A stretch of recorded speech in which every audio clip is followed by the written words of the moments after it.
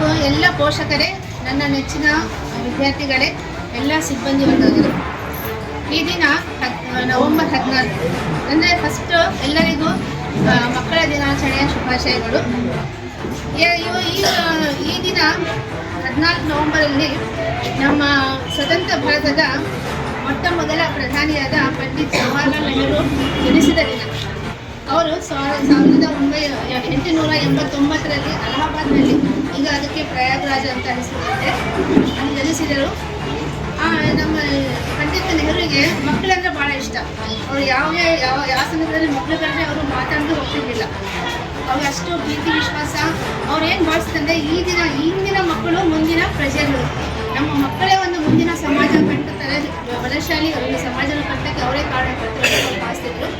ಆ ಪ್ರೀತಿ ವಿಶ್ವಾಸವನ್ನು ನೋಡಿಬಿಟ್ಟು ಅಂದಿನ ಸರ್ಕಾರ ಏನು ಮಾಡಿದೆ, ಅವ್ರ ನಿರ್ದೇಶನದಿಂದ ತುಂಬ ಸುಮಾರು ವರ್ಷದಿಂದ ಈ 14 ನವೆಂಬರಂದು ಮಕ್ಕಳ ದಿನಾಚರಣೆಯನ್ನಾಗಿ, ಅವರ ಜನ್ಮದಿನದಂದು ಮಕ್ಕಳ ದಿನಾಚರಣೆಯಾಗಿ ಆಚರಣೆ ಮಾಡಲಾಗುತ್ತದೆ. ಈಗ ಎಲ್ಲರೂ ತಮ್ಮ ಮಕ್ಕಳಿಗೆ ಕಡ್ಡಾಯವಾಗಿ ಶಾಲೆಗೆ ಬರೋ ರೀತಿಯಲ್ಲಿ ತಾವೆಲ್ಲರೂ ಕ್ರಮ ಕೈಗೊಳ್ಳಬೇಕು ಅಂತ ಹೇಳ್ಬಿಟ್ಟು ಈ ಒಂದು ಪೋಷಕರ ಸಭೆಯಲ್ಲಿ ತಮ್ಮೆಲ್ಲರಿಗೂ ನಾನು ಮನವಿಯನ್ನು ಮಾಡಿಕೊಳ್ತಾ ಇದ್ದೇನೆ. ಈ ಒಂದು ಸಭೆ ಯಶಸ್ವಿಯಾಗಲಿಕ್ಕೆ ಕಾರಣಕರ್ತ ಈ ಒಂದು ಶಾಲೆಯ ಎಲ್ಲ ಸಿಬ್ಬಂದಿ ವರ್ಗಗಳು, ಅವರು ಕೂಡ ಭಾಳ ಚೆನ್ನಾಗಿ ಆಯೋಜನೆಯನ್ನು ಮಾಡಿರ್ತಾರೆ. ಅವರಿಗೂ ಕೂಡ ಈ ಒಂದು ಸಭೆಯ ಪರವಾಗಿ ಹೃತ್ಪೂರ್ವಕ ಧನ್ಯವಾದಗಳನ್ನು ಹೇಳ್ತಾರೆ. ಮಕ್ಕಳನ್ನು ನಿರಂತರವಾಗಿ ಶಾಲೆಗೆ ಬರುವಂತೆ ನೋಡಿಕೊಳ್ಳಿ, ಅವರ ಒಂದು ಯಶಸ್ಸಿಗೆ ಕಾರಣರಾಗಲಿ ಅಂತ ತಮ್ಮ ಮಾತುಗಳಲ್ಲಿ ಹೇಳಿದಂತಹ ಶ್ರೀಯುತ ವಿಜಯ್ ಕುಮಾರ್ ಸರ್ ಅವರಿಗೆ ನಿಮ್ಮೆಲ್ಲರ ಪರವಾಗಿ ಹೃತ್ಪೂರ್ವಕವಾದಂತಹ ಧನ್ಯವಾದ. ಈಗ ನಮ್ಮ ಶಾಲೆಯ ಕನ್ನಡ ಭಾಷಾ ಶಿಕ್ಷಕರಾದಂತಹ ಶ್ರೀ ಈಶಪ್ಪ ಸರ್ ಅವರು ಈ ಒಂದು ಕಾರ್ಯಕ್ರಮದ ಬಗ್ಗೆ ಹೇಳಬೇಕು. ಎಲ್ಲರಿಗೂ ನಮಸ್ಕಾರ. ಇವತ್ತಿನ ಕಾರ್ಯಕ್ರಮ ಸರ್ಕಾರದ ಮಹತ್ವಾಕಾಂಕ್ಷೆಯ ಕಾರ್ಯಕ್ರಮ ಆಗಿರ್ತಕ್ಕಂಥದ್ದು.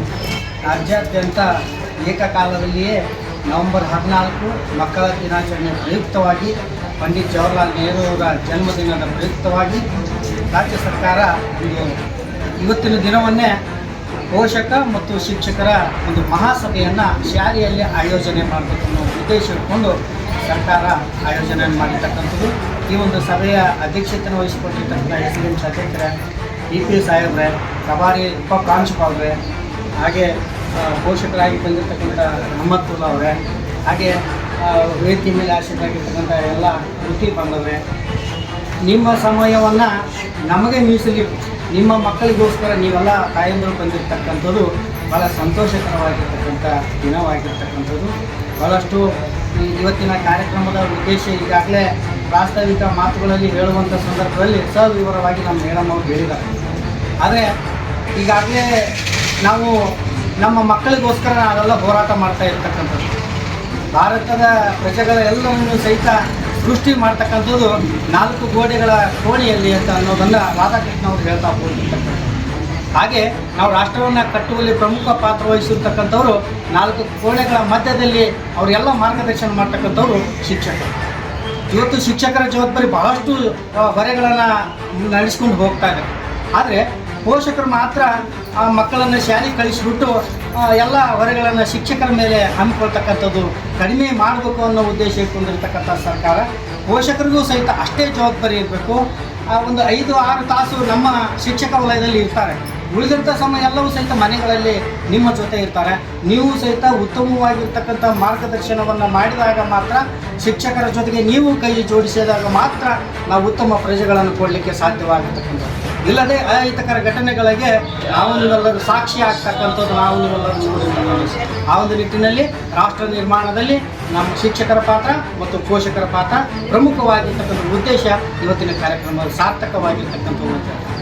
ಆ ಒಂದು ದೃಷ್ಟಿಯಲ್ಲಿ ಇವತ್ತು ಎಲ್ಲ ಪೋಷಕರನ್ನು ಶಾಲೆಗಳಿಗೆ ಕರೆಸಿ ಸರ್ಕಾರದಿಂದ ಕೊಡ್ತಕ್ಕಂಥ ಸೌಲಭ್ಯಗಳು ಯಾವ್ಯಾವ ಅನ್ನೋದನ್ನು ಸವಿಸ್ತರವಾಗಿ ಹೇಳಿರ್ತಕ್ಕಂಥದ್ದು. ಮಗು 8ನೇ ಕ್ಲಾಸಿಗೆ ಅಡ್ಮಿಷನ್ ಆದ ನಂತರ ಅವನಿಗೆ ಪಠ್ಯಪುಸ್ತಕ ಕೊಟ್ಟು ಸಮವಸ್ತ್ರ ಕೊಟ್ಟು ಪ್ರಾರಂಭಿಸಿದರೆ ಅವನನ್ನು ಕೊನೆಗೆ ಮಾರ್ಚ್ 10ರವರೆಗೂ ಅವನಿಗೆ ಮಾಸ್ ಕಾರ್ಡ್ ಕೊಡೋವರೆಗೂ ಸಹಿತ ಎಲ್ಲ ಜವಾಬ್ದಾರಿಗಳನ್ನು ನಿರ್ವಹಿಸಿಕೊಂಡು ಶಿಕ್ಷಕರು ಹೋಗ್ತಾ ಇದ್ದಾರೆ. ಅದರ ಜೊತೆಗೆ ನೀವು ಸಹಿತ ಸಾಥ್ ಕೊಟ್ಟಾಗ ಅದು ಒಂದು ಸಾಧ್ಯ ಆಗುತ್ತೆ ಅನ್ನೋದು ಇವತ್ತಿನ ಕಾರ್ಯಕ್ರಮದ ಉದ್ದೇಶ ಆಗಿರ್ತಕ್ಕಂಥದ್ದು.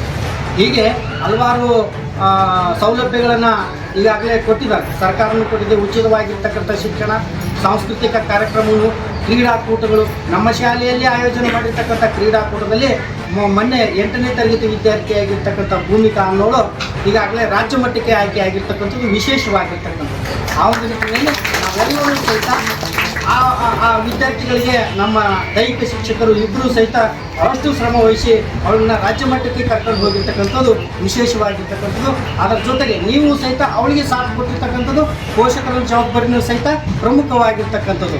ಅವಳಿಗೆ ತರಬೇತಿ ಕೊಡುವಂಥ ಸಂದರ್ಭದಲ್ಲಿ ನೀವು ಸಹಿತ ಸಮಯಕ್ಕೆ ಸರಿಯಾಗಿ ಮನೆಗೆ ಬಂದಂಥ ಸಂದರ್ಭದಲ್ಲಿ ನೀವು ಸಹಿತ ಸ್ವೀಕಾರ ಮಾಡಿರ್ತಕ್ಕಂಥದ್ದು ವಿಶೇಷವಾಗಿರ್ತಕ್ಕಂಥದ್ದು. ಆ ಒಂದು ನಿಟ್ಟಿನಲ್ಲಿ ನೀವೆಲ್ಲರೂ ಸಹಿತ ವಿದ್ಯಾರ್ಥಿಗಳಿಗೋಸ್ಕರ ಶ್ರಮ ವಹಿಸಬೇಕಾಗಿರ್ತಕ್ಕಂಥದ್ದು. ಆ ಒಂದು ನಿಟ್ಟಿನಲ್ಲಿ ನಮ್ಮ ಶಾಲೆಯಲ್ಲಿ ಮಧ್ಯಾಹ್ನದ ಬಿಸಿ ಊಟ ಯೋಜನೆಯಲ್ಲಿ ಭಾಳಷ್ಟು ವಿದ್ಯಾರ್ಥಿ ಶಾಲೆಗೆ ಬಂದ ನಂತರ ಹಾಲನ್ನು ಕೊಡ್ತಕ್ಕಂಥದ್ದು, ರಾಗಿ ಮಾಟನ್ನು ಕೊಡ್ತಕ್ಕಂಥದ್ದು, ಬಿಸಿ ಊಟ ಕೊಡ್ತಕ್ಕಂಥದ್ದು, ಬಾಳೆಹಣ್ಣು ಅಥವಾ ಮೊಟ್ಟೆಯನ್ನು ಕೊಡ್ತಕ್ಕಂಥದ್ದು, ಹೀಗೆ ವಿವಿಧ ಥರದ ಯೋಜನೆಗಳನ್ನು ಹಮ್ಮಿಕೊಂಡಿರ್ತಕ್ಕಂಥದ್ದು. ಈ ಒಂದು ಸಂದರ್ಭದಲ್ಲಿ ನಮ್ಮ SDM ಅಧ್ಯಕ್ಷರು ಉಗ್ರ ಹೋರಾಟಗಾರರು ನಮ್ಮ ಗೊತ್ತಾಗೋದಿಲ್ಲ. ಹಾಗಾಗಿ ಪೋಷಕರು ನೀವು ಶಿಕ್ಷಕರನ್ನು ಬಂದ್ಬಿಟ್ಟು ಕಂಡ್ರೆ ನಿಮ್ಮ ಮಗು ಏನು ಮಾಡ್ತಾ ಇದ್ದಾನೆ, ಏನು ಪ್ರತಿ ದಿವಸ ಬರ್ತಾ ಇದ್ದಾನೆ ಇಲ್ಲೋ, ಹೇಳಿದಂಥ ಆ್ಯಕ್ಟಿವಿಟೀಸನ್ನು ಮಾಡ್ತಾ ಇದ್ದಾನೆ ಇಲ್ಲೋ ಅನ್ನೋದನ್ನು ಇವತ್ತು ಪೂರ್ವ ಸಭೆಗಳಲ್ಲಿ ನೀವೆಲ್ಲರೂ ಪ್ರತಿ ತಿಂಗಳು ನೀವು ಬಂದರೆ ಅಲ್ಲಿ ನಿಮ್ಮ ಮಗು ಕಲಿಕೆ ನಿಮಗೆ ಗೊತ್ತಾಗುತ್ತೆ. ಹಾಗಾಗಿ ಈಗಾಗಲೇ ಸಾಕಷ್ಟು ಸಭೆಗಳು ಆಗಿದ್ದಾವೆ. ಅಲ್ಲಿ ನಿಮ್ಮ ಮಕ್ಕಳ ಪ್ರಗತಿಯ ಬಗ್ಗೆ ತಾವೆಲ್ಲರೂ ಚರ್ಚೆಗಳನ್ನು ಮಾಡಿರ್ತಾರೆ. ಈಗ ಬಹಳ ಸಮಯ ಕಡಿಮೆ ಇದೆ. ಮುಂದೆ ಬರ್ತಕ್ಕಂಥ ಇಂದು ರಾಜ್ಯಾದ್ಯಂತ ಪೋಷಕರ ಹಾಗೂ ಶಿಕ್ಷಕರ ಮಹಾಸಭೆಯನ್ನು ಕರೆಯಲಾಗಿತ್ತು. ಹೌದು ವೀಕ್ಷಕರೇ, ಇಂದು ನವೆಂಬರ್ 14ರಂದು ಪಂಡಿತ್ ಜವಾಹರ್ಲಾಲ್ ನೆಹರೂರವರ ದಿನಾಚರಣೆಯ ಜೊತೆಗೆ ಮಕ್ಕಳ ದಿನಾಚರಣೆಯನ್ನು TRM ಶಾಲೆಯಲ್ಲಿ ಆಚರಿಸಲಾಯಿತು. ಈ ಸಂದರ್ಭದಲ್ಲಿ ಮಕ್ಕಳು ಹಾಗೂ ಪೋಷಕರ ಜೊತೆ ಸಂವಿಧಾನ ಪೀಠಿಕೆಯನ್ನು ಓದಿಸಲಾಯಿತು. ಅದರ ಜೊತೆ ಮಕ್ಕಳ ಮುಂದಿನ ಭವಿಷ್ಯದ ಬಗ್ಗೆ ಪೋಷಕರು ಶಿಕ್ಷಕರೊಂದಿಗೆ ತಮ್ಮ ಮಕ್ಕಳ ಶೈಕ್ಷಣಿಕ ಭವಿಷ್ಯದ ಬಗ್ಗೆ ಚರ್ಚೆ ನಡೆಸಿದರು. ಈ ಸಂದರ್ಭದಲ್ಲಿ ಶಾಲೆಯ DRM, ಶಾಲೆಯ ಪ್ರಿನ್ಸಿಪಾಲರು ಹಾಗೂ ಸಿಬ್ಬಂದಿ ವರ್ಗದವರು, STMC ಅಧ್ಯಕ್ಷರು ಹಾಗೂ ಸದಸ್ಯರು, ವಿದ್ಯಾರ್ಥಿಗಳ ಪೋಷಕರು ಹಾಗೂ ವಿದ್ಯಾರ್ಥಿಗಳು ಉಪಸ್ಥಿತರಿದ್ದರು.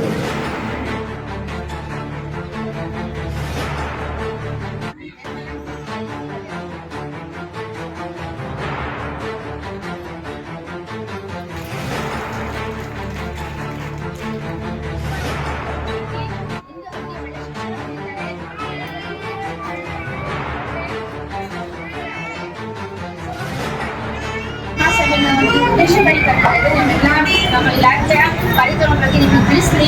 ಇಷ್ಟೆಲ್ಲ ನಡೀತಾ ಇದೆ ಕಾರ್ಯಕ್ರಮ ಅಂತ ತಿಳಿಸ್ತಾ ನನಗೆ ಇಲ್ಲಿವರೆಗೂ ಈ ದಿನದ ಪ್ರಾಸ್ತಾವಿಕ ನುಡಿಯನ್ನು ಮಾತಾಡಲು ಅವಕಾಶ ಮಾಡಿದ ಎಲ್ಲರಿಗೂ ಧನ್ಯವಾದ.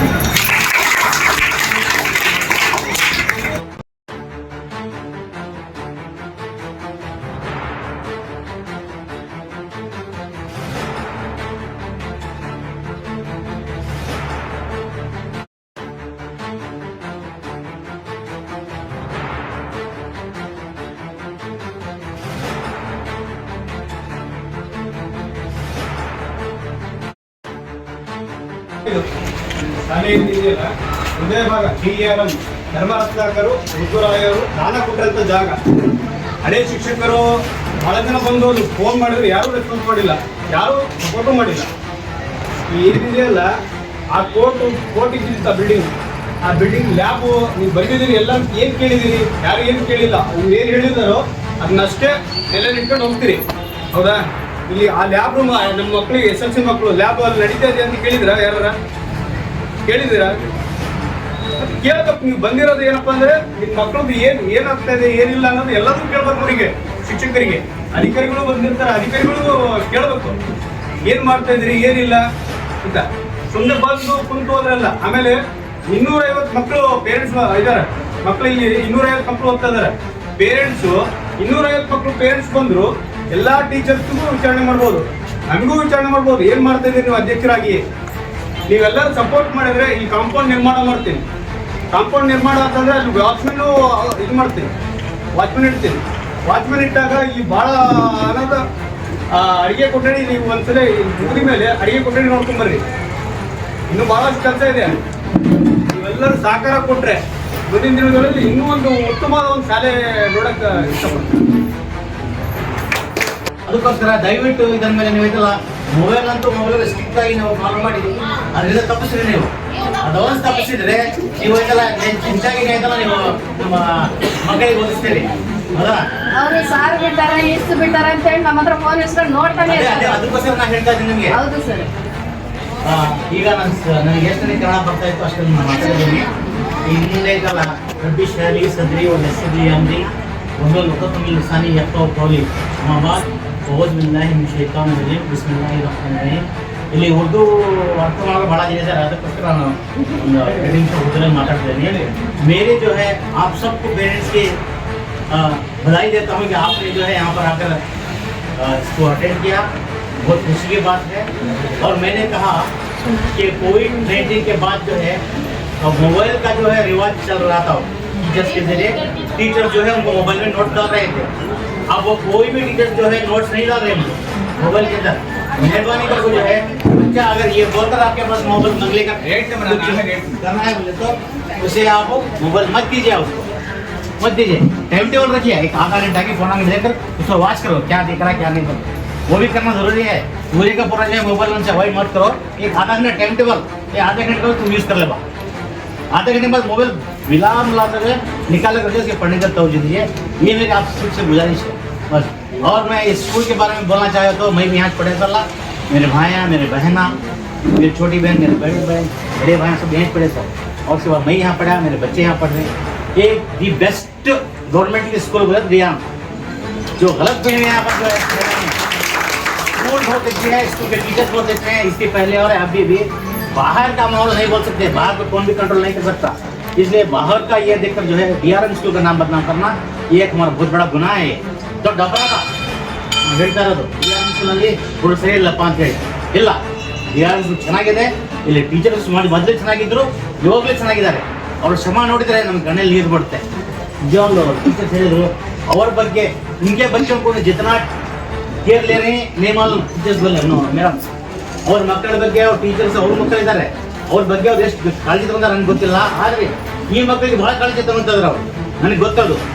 ನಾ ಇಲ್ಲಿ 3 ವರ್ಷದಿಂದ ನನ್ನ ಮಗಳು ಹೋಗಿ ಫಸ್ಟ್ ಕ್ಲಾಸ್ ಆಗಿ 94% ತಗೊಂಡು ಪಾಸ್ ಆಗಿದ್ದಾಳೆ. ಸೈನ್ಸ್ನಲ್ಲಿ ಓದ್ತಿದ್ದಾಳೆ.